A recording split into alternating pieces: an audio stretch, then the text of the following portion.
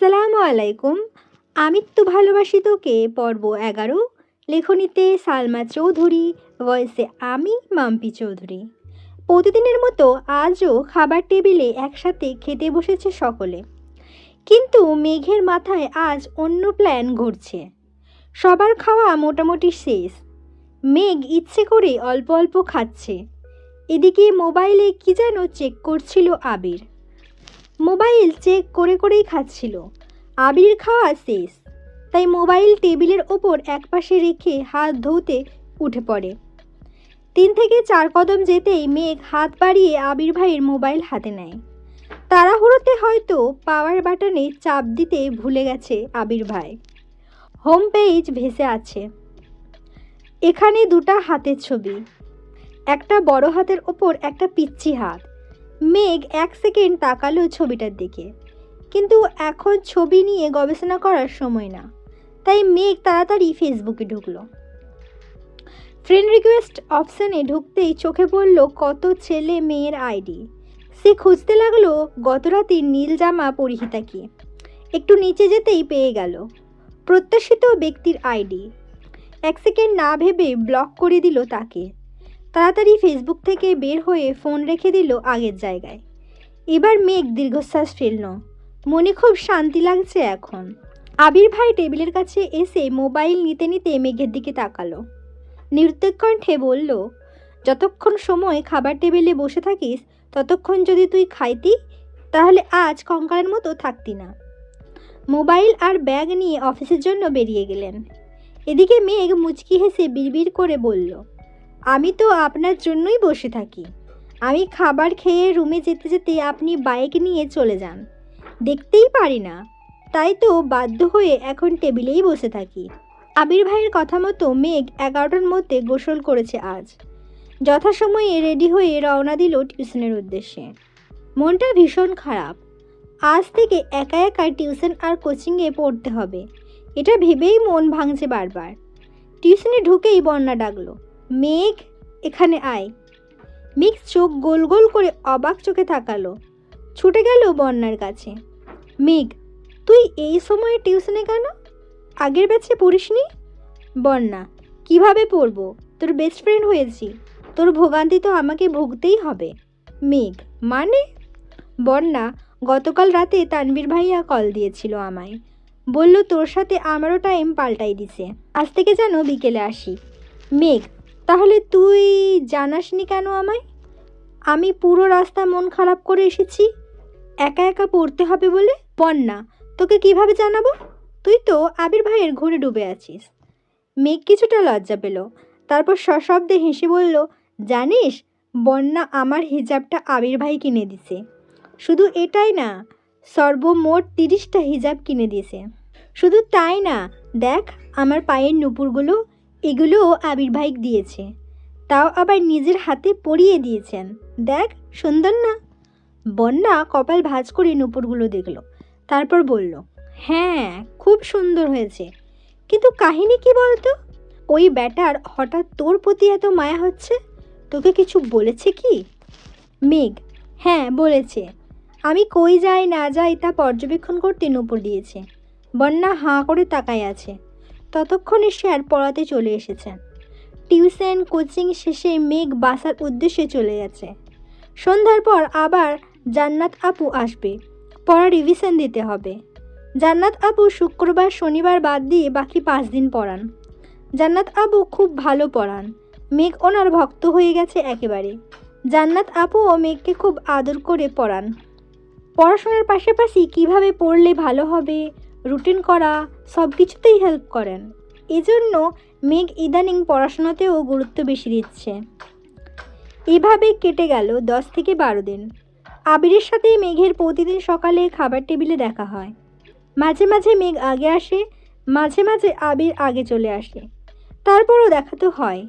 এতেই যেন মেঘের মনে সারাদিন প্রশান্তি কাজ করে। আবির বাড়ি ফেরে 11 থেকে 12টার দিকে। আবিরের বাইকের শব্দ পেলেই মেঘ ছুটে যায় নিজের রুমের বারান্দায়। হেলমেটটা খুলে যখন বাইক থেকে নামে, মেঘ গভীর মনোযোগ দিয়ে দেখে সে দৃশ্য আর গুনগুন করে গান গায়। তারপর বাড়িতে ঢোকার আগ পর্যন্ত যতটুকু সম্ভব তাকিয়ে তাকিয়ে আবির ভাইকে দেখে। আবির ভাই বাড়িতে ঢুকে গেলে হাসি মুখে ঘুমিয়ে পড়ে মেঘ। এটাই যেন মেঘের দৈনিক রুটিন। কেন আবির ভাইকে দেখে তার কোনো উত্তর নেই অষ্টাদশীর কাছে। আবির ভাই কি শুধুই তার ক্রাশ, নাকি সে আবির ভাইকে ভালোবেসে, এর উত্তর নিজেও খুঁজে পায় না। তবে আবির ভাইকে অসম্ভব ভালো লাগে। আবির ভাই শীতল চাউনি বারংবার অষ্টাদশীর হৃদয়টা চূর্ণ বিচূর্ণ করে। আবির ভাই অষ্টাদশীর মন মস্তিষ্ক জুড়ে বিচরণ করছে। 10 থেকে 12 দিন পর সকালবেলা আবির জুসের গ্লাস হাতে নিয়ে দু চুমুক খেলো কিনা। আলী আহমেদ খান বলে উঠলেন, আবির, তোকে একটু চট্টগ্রাম যেতে হবে। আবির তৎক্ষণাৎ বিশ্রাম খেল। তানভীর তাড়াতাড়ি উঠে ভাইয়ের মাথায় ফু দিচ্ছে। রান্নাঘর থেকে ছুটে এসেছেন মালিহা খান। এদিকে মেয়ে অসহায়ের মতো তাকিয়ে আছে আবির ভাইয়ের দিকে। কিছুক্ষণ পর স্বাভাবিক কণ্ঠে বলল, আমি চট্টগ্রাম গিয়ে কি করব? আলী আহমেদ খান স্বাভাবিকভাবেই বললেন, আমাদের কোম্পানিতে কিছু সমস্যা হচ্ছে, কিছু ডিলার ঝামেলা করতেছে শুনলাম। তোর কাকামণিকে সিলেট যেতে হবে। কোম্পানি সিইও হিসাবে এখন দায়িত্ব তোর উপরই পড়ে। তুই কথা বললেই আশা করি সমাধান হবে। ডিলাররা অর্ডার ডেলিভারি করা পর্যন্ত তুই থাকবি ওইখানে। যদি সব ঠিকঠাক হয়ে যায় তখন চলে আসিস। আবির এক পলক মেঘের দিকে তাকালো, তারপর দৃষ্টি নামিয়ে প্রশ্ন করল, কবে যেতে হবে? আলী আহমেদ খান সহসা বলে উঠলেন, আজ রাতে অথবা আগামীকাল সকালে চলে গেলে ভালো হবে। আবির চুপচাপ মাথা নিচু করে বসে আছে। আলী আহমেদ খান আর মোজাম্মেল খান উঠে গেলেন। তানভীর এবার ভাইকে বলল, ভাইয়া, তোমার কি একা যেতে খারাপ লাগবে? আমি কি যাব তোমার সাথে? আবির অগ্নিদৃষ্টিতে তাকালো তানভীরের দিকে। দাঁতে দাঁত চেপে বিড়বিড় করে কি যেন বলল। কেউ কিছু বুঝলো না, কিন্তু তানভীর সশব্দে হেসে উঠল। আবির এবার রাগে ফুঁসতে ফুঁসতে বলল, তানভীর। তানভীর হাসতে হাসতে চেয়ার থেকে উঠে বেসিনের দিকে দৌড় দিল। আবির অগ্নিদৃষ্টিতে তাকিয়ে আছে তানভীরের দিকে। তারপর মাথা নিচু করে প্লেটের খাবারটা কোনো রকমে শেষ করে উঠে চলে গেল। এদিকে মেঘ, মিম আর আদি বসে আছে। আদি আর মিম প্ল্যান করেছে আবির ভাইয়াকে বলবে কক্সবাজার গেলে ওদের জন্য খেলনা, সাজুনি, শামুক নিয়ে আসতে। মেঘ নিশ্চুপ বসে খাচ্ছে। আবির ভাইকে দেখার জন্যই এখন সে প্রতিদিন ফজরের সময় ঘুম থেকে ওঠে। রাতে ঘুমানোর আগেও আবির ভাইকে দেখে ঘুমায়। আবির ভাই চট্টগ্রাম চলে গেলে ও থাকবে কিভাবে? মিম হঠাৎ ডেকে উঠল, আপু, ভাইয়াকে তুমি কি আনতে বলবা? মিমের ডাকে ধ্যান ভাঙল মেঘের। একটু হাসার চেষ্টা করলো, তারপর কোমল কণ্ঠে বলল, আমার কিছু লাগবে না। সারাদিন কেটে গেল। মেঘ নিজের মতো কোচিং টিউশন শেষ করে আসছে। মিম, আদি স্কুল থেকে ফিরেছে। আবির 8টায় বাসায় ফিরেছে। ততক্ষণে জান্নাত আপু পড়িয়ে চলে গেছেন। মেঘ বই খাতা নিয়ে নিজের রুমে চলে গেছে। রাত 10টার দিকে চট্টগ্রামের উদ্দেশ্যে বেরিয়ে যাবে আবির। রুমে গিয়ে সাওয়ার শেষ করে একেবারে রেডি হয়ে রুম থেকে বের হলো আবির। মেঘের রুমে দরজার সামনে এসে থামল। দরজা ধাক্কা দিল আস্তে করে। মেঘ বিছানায় উপর হয়ে শুয়ে আছে। পাশে বই খাতা পড়ে আছে। ফ্যানের বাতাসে পৃষ্ঠাগুলো উড়ছে। জান্নাত আপু যাওয়ার পরই রুমে এসে শুয়েছিল। আবির আস্তে করে ডাকলো, মেঘ। কোনো সাড়া নেই, তাই রুমের ভেতরে ঢুকলো আবির। শান্ত পায়ে এগিয়ে গেল মেঘের কাছে। মেঘের মুখের এক পাশ বিছানায় লেপ্টে আছে। ফ্যানের বাতাসে চুলগুলো এলোমেলো হয়ে উঠছে। ছোট চুলগুলো বারবার মুখে ঝাপটে পড়ছে। লাইটের আলোয় অপর গালটা চিকচিক করছে। আবির বিছানার এক পাশে বসল। কিছুক্ষণ সূক্ষ্ম দৃষ্টিতে পরখ করলো অষ্টাদশীকে। তারপর গালে হাত রেখে মুখ থেকে ছোট চুলগুলোকে সরিয়ে দিল। 2 থেকে 1 বার মাথায় হাত বুলিয়ে দিয়ে চুপচাপ রুম থেকে বেরিয়ে ব্যাগ নিয়ে নিচে চলে আসলো। মিম আর আদি খুব করে বলল, ভাইয়া, কক্সবাজার যেও প্লিজ, চাটনি নিয়ে এসো। খেলনা, শামুক আরও অনেক কিছুর আবদার করলো ভাইয়ের কাছে। উত্তরে আবির শুধু বলল, সময় পেলে যাব। খেয়ে 10টা নাগাদ বেরিয়ে গেছে আবির। ইকবাল খান আগামীকাল সকাল 8টায় সিলেট যাবেন। আবিরের বাবার কোম্পানি ঢাকার বাইরে 3টে শাখা আছে, চট্টগ্রাম, সিলেট এবং রাজশাহী। ইকবাল খানকে বেশিরভাগ সময়ই বিভিন্ন জায়গাতে দৌড়াদৌড়ি করতে হয়, কখনো চট্টগ্রাম, কখনো রাজশাহী, কখনো সিলেট। বাকি সময় বাড়িতে থাকলে হেড অফিসে থাকেন। একই সাথে 2 শাখাতে যেতে হলে কখনো কখনো মোজাম্মেল খানকেও যেতে হয়। তবে আলী আহমেদ খান এখন আর ঢাকার বাইরে চান না। আবির আসাতে উনি চাইছেন আবির সব দায়িত্ব বুঝে নেক। রাত 11টায় মিম এসে ডাকছে, আপু ওঠো, খাবে না? মেঘ ঘুম ঘুম চোখে তাকায় মিমের দিকে। মিম আবার বলে, 11টা বাজে, তুমি কখন খাবে? আম্মু, বড় আম্মু সবাই বসে আছে তোমার জন্য, আমিও খাইনি, আসো। 11টা শুনেই মেঘের ঘুম উদা হয়ে গেছে। সহসা মনটা খারাপ হলো। চিন্তিত স্বরে বলল, আবির ভাই কি চলে গেছে? মিম হাসি মুখে বলছে, হ্যাঁ, ভাইয়া তো 10টার আগেই চলে গেছে। আমি আর আদি বলে দিচ্ছি আমাদের জন্য খেলনা, গিফট, চাটনি নিয়ে আসতে। তোমার জন্য আনতে বলেছি। ভাইয়া বলেছে সময় পেলে যাবে কক্সবাজার। মেঘের মনটা চূর্ণ বিচূর্ণ হয়ে গেছে। মনে মনে ভাবছে, কেন যে শুইতে গেলাম, না ঘুমালে তো আবির ভাইকে দেখতে পারতাম। আমি ঘুমিয়েছিলাম তাতে কি? আবির ভাই কি আমায় বলে যেতে পারতো না? মিম আবার ডাকলো, আপু আসো, খেতে যাই। মেঘ কঠিন স্বরে বলল, আমার খিদা নেই, খাবো না, তুই খেয়ে নে। ওদের বল খেয়ে নিতে, আমি ঘুমাবো, আর লাইটটা অফ করে দিয়ে যা। মিম মন খারাপ করে চুপচাপ লাইট অফ করে চলে গেল। এদিকে মেঘ ফুপিয়ে ফুপিয়ে কাঁদছে। কিছুক্ষণ পর নিজে নিজেই ভাবছে, আবির ভাই তো আমায় নিয়ে ভাবেই না, ভাবলে তো আমাকে ডেকে বলেই যেতেন। তাহলে আমি কেন ওনার জন্য কান্না করছি? আর কাঁদবো না আমি। কিছুক্ষণ পর থামলো। খুব খিদে পাচ্ছে, কিন্তু সে খাবে না। বড্ড অভিমান জমেছে বুকে। এভাবেই ঘুমিয়ে পড়ল আবার। ভোরবেলাও উঠল না মেঘ। 8টার উপরে বাজে, খাবার টেবিলেও আসেনি। বাধ্য হয়ে মোজাম্মেল খান নিজে গেলেন মেয়েকে ডাকবে। মেঘ তখনও ঘুমে। আব্বুর ডাকে ঘুম ভাঙল মেঘের। 10 মিনিটের মধ্যে ফ্রেশ হয়ে নিচে আসলো। খাবার টেবিলে আবির ভাই নেই দেখে মনটা খারাপ হলো। কাকামণিও সকাল সকাল সিলেটের উদ্দেশ্যে রওনা দিয়েছেন। চুপচাপ খেতে বসলো মেঘ, কিন্তু গলা দিয়ে খাবার নামছে না। কোনো রকমে অল্প কিছু খেয়ে উঠে পড়ল। রুমে গিয়ে পড়ার চেষ্টা করলো, কিন্তু পড়া মাথায় ঢুকছে না। মাথায় শুধু আবির ভাই ঘুরছে। আবির ভাই কেন বলে গেল না? এখন আবির ভাই কোথায় আছেন, খেয়েছেন কি না, এসব চিন্তায় ব্যস্ত হলো। একটু পর পর ডাটা অন করে ফেসবুকে ঢুকছে, কিন্তু আবির ভাই নেটে নাই, কোনো আপডেট নেই। 10 মিনিট পর পর মেঘ ফেসবুক চেক করছে, কিন্তু তাতে কোনো লাভ হচ্ছে না। সারা দিন গেল, এই পড়তে বসছে, এই আবার ফোন চেক করছে। বিকাল নাগাদ কোনো খবর না পাওয়াতে মন খারাপ করে ঘুমিয়ে পড়ল। আবির চট্টগ্রামে এসে অফিসের কাজে ব্যস্ত হয়ে পড়েছে। বাসা থেকে আবিরের আম্মু কল দিয়ে খোঁজ নিয়েছে ছেলের। এছাড়া মোজাম্মেল খানও কাজের জন্য কয়েকবার কল দিয়েছে আবিরকে। দেখতে দেখতে 3 দিন হয়ে গেল আবিরের চট্টগ্রাম আসা। সাথে অফিসের ঝামেলায় সারাদিন এক মুহূর্ত রেস্ট নিতে পারে না। অফিসের কাজের ফাঁকে 2-1বার বাসায় কল করে আম্মু, মামনি, তানভীরের সাথে কথা হয়। মিম আর আদির এক কথা, ভাইয়া কক্সবাজার যেও প্লিজ, আমাদের জিনিসগুলো নিয়ে এসো। কিন্তু মেঘ যেন নিখোঁজ। আবির বিদেশে থাকাকালীন তানভীর বাসায় না থাকলে যেই মেয়ে একাই সারা বাড়ি মাতিয়ে রাখত, এখন আবির চট্টগ্রাম, তানভীর সকালে বের হয়ে পার্টি অফিসে আর ফেরে 10টার দিকে। বাবা চাচাও সারাদিন অফিসে থাকে।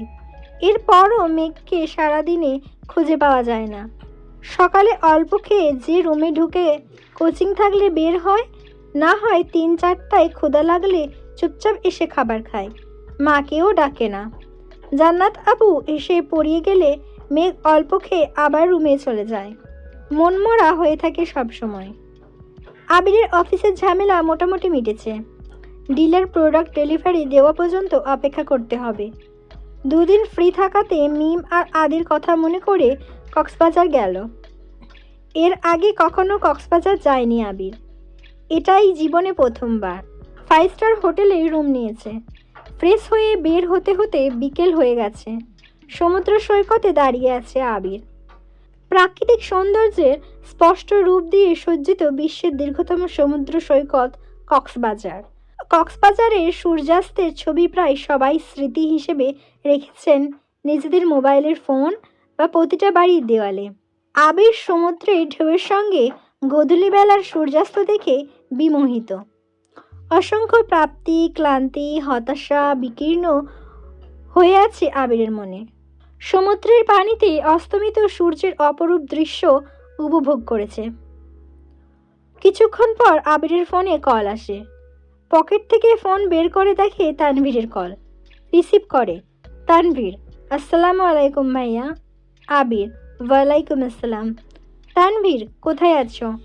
আবির, কক্সবাজার আসছি আজ। কেন? তানভীর, একটু দরকার ছিল। আবির, বল। তানভীর, এমপির মেয়ে নাকি তোমায় রিকোয়েস্ট দিয়েছিল, তুমি নাকি তাকে ব্লক করে দিয়েছো। আজ এমপির বাসায় গেছিলাম, মেয়ে তো তোমার কথা জিজ্ঞেস করতেছে আমায়। আবির, তুই কি বলছিস? তানভীর, প্রথমে তো এমনিতেই বোঝানোর চেষ্টা করছি, কিন্তু মানতেছে না, তাই বাধ্য হয়ে বলেছি তুমি আরেকজনকে পছন্দ করো, তার সাথে তোমার বিয়ে ঠিক। আবির, আচ্ছা ঠিক আছে। তানভীর, কিন্তু একটা সমস্যা আছে ভাইয়া। আবির, আবার কি সমস্যা? তানভীর, এমপির মেয়ে যদি এমপিকে বলে আর উনি যদি আমায় জিজ্ঞেস করে তখন আমি কি বলবো? যদি মেয়ের কথা জিজ্ঞেস করে তখন কি বলবো? আবির, প্রথমত এমপি কোনো সময় এসব বিষয় নিয়ে মাথা ঘামাবে না, আর যদি শুনে ছেলে অন্য কাউকে পছন্দ করে তাহলে আরও কিছু বলবে না। তানভীর, তারপরও যদি জিজ্ঞেস করে ফেলে তখন কি বলবো? আবির, বলবি তোর বোনের সাথে বিয়ে ঠিক। তানভীর, তারপর? আবির, তারপর আবার কি, বাকিটা আমি সামলে নেব। তানভীর, যদি ফোর্স করে? আবির একটু গম্ভীর কণ্ঠে বলল। বেবুকুফের মতো কথা বলিস না তানভীর। এমপির মেয়ে হোক আর মন্ত্রীর মেয়ে, তার জন্য কি তুই নিজের ভালোবাসা কোরবান করবি নাকি? আজব। তানভীর আর কথা বাড়ালো না। তানভীর, আচ্ছা ভাইয়া, এখন রাখি তাহলে, আল্লাহ হাফেজ। আবির, আল্লাহ হাফেজ। কল কেটে আবির ডাটা অন করে ফেসবুকে ঢোকে। কেন জানি মনে হচ্ছে ব্লক লিস্ট চেক করবে। ব্লক লিস্টে ঢুকতেই চোখে পড়ল প্রথম আইডিটাই ওই মেয়ের। 2 সেকেন্ড ভাবলো, সে তো শুধু কমেন্ট ডিলিট করেছিল, ব্লক তো করেনি। এটা যে মেঘের কাজ তা বুঝতে বেশিক্ষণ সময় লাগলো না। কিন্তু মেঘ ফোন পেল কোথায়? আরও কিছুক্ষণ ভাবার পর মনে হলো টেবিলের ওপর ফোন রেখে যাওয়ার ঘটনা। তার মানে সেদিনই ব্লক করেছে। অজান্তেই ঠোঁটের কোণে এক চিলতে মুচকি হাসির ঝলক দেখা গেল। আস্তে আস্তে বলল, এই সামান্য বিষয়ে জ্বলে উঠলে শুইবি কিভাবে এত ঝড়ঝঞ্ঝা? এত তাড়াতাড়ি তো তোকে আমার করে নিব না, আবার খুব বেশি কষ্টও দিব না তোকে। অন্ধকার নেমেছে বিচে। একটু হাঁটাহাঁটি করলো আবির। ভাই বোনের জন্য কিছু কেনাকাটাও করলো। তারপর হোটেলে চলে আসছে। কেটে গেল আরও 2 দিন। আবির বাড়ি নেই 6 দিন যাবৎ। অষ্টাদশীর মনে বিষণ্ণতা ছেয়ে গেছে। খায় না ঠিক মতো, পড়াশুনো করে না, মোবাইলও চাপে না, কথাও বলে না কারোর সাথে। শুধু টিউশন যায়, কোচিং যায়, আসে, এইটুকুই। আজ সকাল থেকে মনটা মাত্রাতিরিক্ত খারাপ। তানভীর ডেকে এনে খাবার টেবিলে বসিয়েছে। তানভীর আজকাল পার্টি অফিসে দৌড়াদৌড়িতে মেঘকে কিছুই বলে না। মেঘকে এখন আর আগের মতো বকেও না। মেঘ যেমন পাল্টে গেছে তেমনি তানভীরও পাল্টে গেছে। মেঘ খাবার টেবিলে বসে কোনো কথা না বলেই অল্প খাবার খেলো। তানভীর মোজাম্মেল খানকে প্রশ্ন করল, আব্বু, ভাইয়া কবে ফিরবে? মোজাম্মেল খান যথারীতি জবাব দিলেন, কাজ শেষ হলে ফিরবে, কাজ এখনও শেষ হয়নি। মেঘের হৃদয়ে রক্তক্ষরণ হচ্ছে। কয়েকটা দিনেই আবির ভাই শূন্যতা খুব করে ভোগাচ্ছে অষ্টদশীকে। টিউশন শেষ করে কোচিংয়ে গেল 2 বান্ধবী একসাথে। বন্যা বারবার জিজ্ঞেস করছে, কি হয়েছে তোর? মেঘ শুধু মাথা নাড়ছে, একটা কথাও বলছে না। একটা ক্লাস শেষ হয়েছে। স্যার বেরিয়ে যাওয়া মাত্রই ওষ্ঠ উল্টে কান্না শুরু করলো মেঘ। প্রথম দিকে ফুঁপিয়ে ফুঁপিয়ে কাঁদলেও নিজেকে বেশিক্ষণ কন্ট্রোল করতে পারল না। কান্নার মাত্রা বেড়ে গেছে, শ্বাস নিতে পারছে না। মেঘের এই অবস্থা দেখে আঁতকে ওঠে বন্যা। মেঘকে নিয়ে ওয়েটিং রুমে চলে যায়। ওখানে যাওয়াতে বাঁধভাঙা কান্না শুরু হয় মেঘের। বন্যা কোনোভাবেই শান্ত করতে পারছে না। 10 থেকে 15 মিনিট স্থির হয় এই কান্না। তারপর কিছুটা থেমেছে। এখন জোরে জোরে শ্বাস ছাড়ছে। একটু কাঁদলেই মেঘের শ্বাসকষ্ট শুরু হয়। বন্যা মাথায় হাত বুলাতে বুলাতে শান্ত কণ্ঠে বলল, কি হয়েছে তোর? এভাবে কান্না করছিস কেন? মেঘ ফুঁপিয়ে ফুঁপিয়ে উত্তর দিল, আমার খুব কান্না পাচ্ছে। বন্যা ভ্রু কুঁচকে বলল, কান্না পাচ্ছে তা তো দেখতেই পাচ্ছি, কিন্তু কেন কান্না পাচ্ছে সেটা বল। মেঘের গম্ভীর জবাব, জানি না। বন্যা নিজেকে কন্ট্রোল করে আবার প্রশ্ন করল, রেজাল্ট নিয়ে চিন্তা করছিস, নাকি চান্স পাওয়া নিয়ে, নাকি বাসায় কেউ বকেছে তোকে? আবারও কাঁদছে মেঘ। কাঁদতে কাঁদতেই বলল, আমি আবির ভাইকে খুব মিস করছি বন্যা। উনি ফেসবুকেও আসেন না। আমি ওনাকে না দেখে, ওনার কথা না শুনে আর থাকতে পারছি না। বন্যা এবার অবুঝ বাচ্চার মতো হাসলো। তারপর বলল, মিস করছিস তো কল দে। মেঘ কাঁদতে কাঁদতেই বলল, উনি কি আমার সাথে কথা বলবেন? বন্যা এবার সশব্দে হাসলো। উনি কথা বলবেন কি বলবেন না এসব যদি তুই ভাবিস, তাহলে উনি কি ভাববেন? মেঘ এবার মুখ তুলে তাকালো বন্যার দিকে। বন্যা এবার হাসতে হাসতে বলল, বেবি, তুমি তো আবির ভাইয়ের প্রেমে হাবুডুবু খাচ্ছ। সাবধান বান্ধবী, ডুবে যেও না। সামনে কিন্তু ভর্তি পরীক্ষা। মেঘ ভেঙচি কেটে বলল, আমি আবির ভাইকে ভালোবাসি। একটু বলেই থেমে গেল। নাটা বলার খুব চেষ্টা করলো, কিন্তু বলতে পারল না। বন্যা মেঘকে ঠান্ডা মাথায় বেশ কিছুক্ষণ বোঝালো। মেঘ শান্ত হয়ে বসে আছে। বন্যা বলল, তুই তাহলে বাসায় চলে যা, ক্লাস করতে হবে না। ফোন দে, আমি ড্রাইভার আঙ্কেলকে কল দিচ্ছি। তারপর মেঘকে গাড়িতে দিয়ে বন্যা এসেই ক্লাসটা শেষ করলো। মেঘ বাসায় এসে ফ্রেশ হয়েই ছুটে গেল মায়ের রুমে। হালিমা খান ঘুমাচ্ছিলেন। মেঘ মায়ের হাতের ওপর মাথা রেখে মাকে জড়িয়ে ধরে শুয়ে পড়েছে। হালিমা খান ঘুমের মধ্যেই একবার চোখ খুলে দেখলেন। মেঘকে দেখে মেঘের পিঠ বরাবর জড়িয়ে ধরে ঘুমিয়ে পড়লেন পুনরায়। অনেকক্ষণ কান্না করায় মেঘও ক্লান্ত ছিল। সেও মাকে জড়িয়ে ধরে ঘুমিয়ে পড়েছিল। বেশ কিছুক্ষণ পর মেঘের ঘুম ভাঙে। ততক্ষণে হালিমা খান সজাগ হয়ে গেছেন। শুয়ে শুয়ে মেঘের মাথায় হাত বুলিয়ে দিচ্ছেন। মেঘ সচরাচর মায়ের কাছে শুতে আসে না। যখন খুব বেশি মন খারাপ থাকে তখনই আসে। মেঘের ঘুম ভাঙতেই হালিমা খান বললেন, তোর কি শরীর খারাপ মা? মেঘ মাথা নেড়ে না করল। হালিমা খান পুনরায় বললেন, রেজাল্ট নিয়ে চিন্তা করছিস? মেঘ আবারও মাথা নেড়ে না করল। মেঘ এবার মাকে শক্ত করে জড়িয়ে ধরে বলল, আম্মু, আবির ভাই কবে আসবে? মেয়ের প্রশ্নে হালিমা খান মুচকি হাসলেন আর বললেন, কেন, ভাইয়ের জন্য পেট পুড়ছে? মেঘ মনে মনে বলল, পেটের সাথে মনটাও পড়ছে আম্মু। মেঘকে নীরব দেখে হালিমা খান বললেন, দুপুরেতে কথা হলো, বলল আরও 2 থেকে 4 দিন লাগতে পারে। কথা হয়েছে শুনে সহসা মেঘের মনটা খারাপ হলো। নিজেকে সামলে বলল, আম্মু, আবির ভাইকে কল দাও না প্লিজ। হালিমা খান, বিকেলেই তো কথা হলো, এখন আবার কল দিয়ে কি করব? ছেলেটা মনে হয় ব্যস্ত। মেঘ, আম্মু প্লিজ দাও না। হালিমা খান নিজের ফোন হাতে নিয়ে কল দিল আবিরকে। লাউডস্পিকারে দিয়েছেন। কয়েকবার রিং হতেই রিসিভ হলো। আবির, আসসালামু আলাইকুম মামুনি। আবির ভাইয়ের কণ্ঠ শুনে মেঘের বক্ষস্পন্দন জোরালো হলো। হালিমা খান, ওয়ালাইকুম আসসালাম। ব্যস্ত আছিস বাবা? আবির, হ্যাঁ কিছুটা, কেন?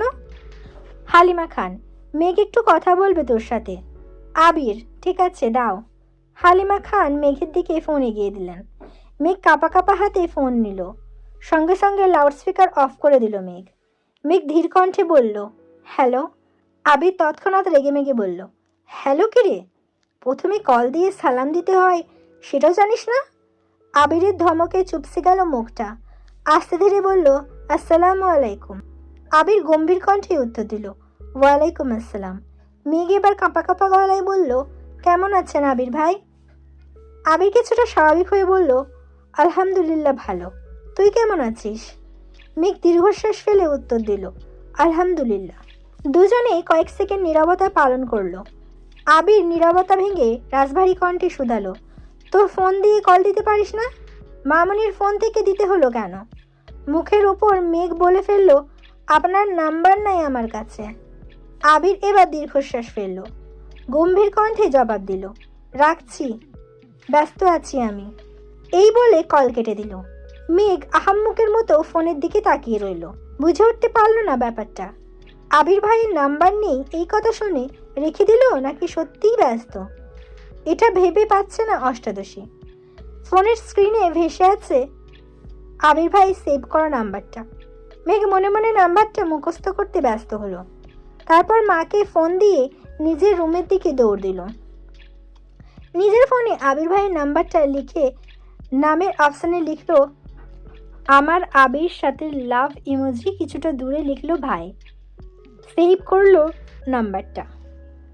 এই ছিল আমৃত্যু ভালোবাসি তোকে পর্ব 10। পরবর্তী পর্ব নিয়ে খুব তাড়াতাড়ি আসবো। সুস্থ থাকবেন, ভালো থাকবেন, নিজের খেয়াল রাখবেন। আল্লাহ হাফিজ।